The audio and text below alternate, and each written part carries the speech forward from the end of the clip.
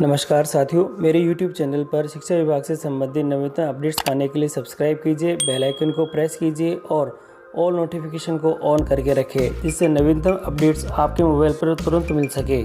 शिक्षकों की transfer policy कब आ रही है? सभी इंतजार कर रहे हैं। देखो, शिक्षकों की स्थानांतरण नीति है, वो अभी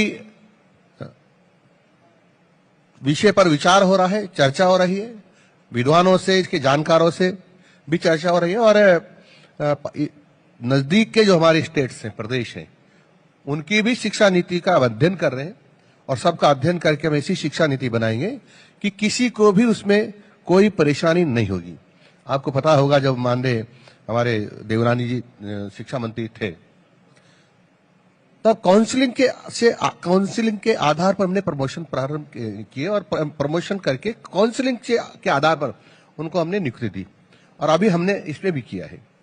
तो मैं कह सकता हूं कि उसमें किसी को भी सिफारिश की जरूरत नहीं, किसी को भी गिलवा शिकायत नहीं और अपने आप अपना काम आसान हो गया है।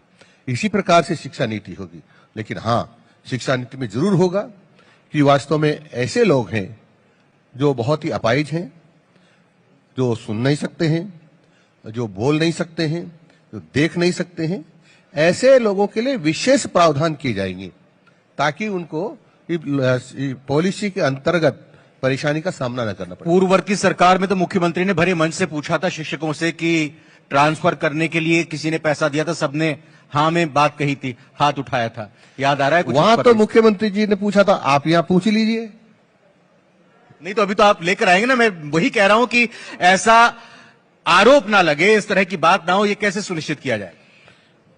मैं ये कह सकता हूं कि मेरे रहते हुए इस विभाग में ऐसा कहीं आपको सुनने को नहीं मिलेगा। कैसा?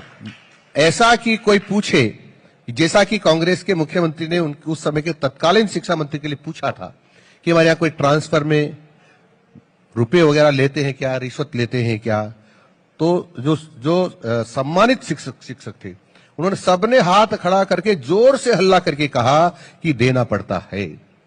ऐसा अवसर मैं नहीं आने दूंगा, कि गारंटी देता हूं, राजस्थान की जनता को आश्वस्त करता हूं कि चाहे मर जाऊंगा लेकिन ऐसा अवसर किसी कीमत पर भी नहीं आने दूंगा।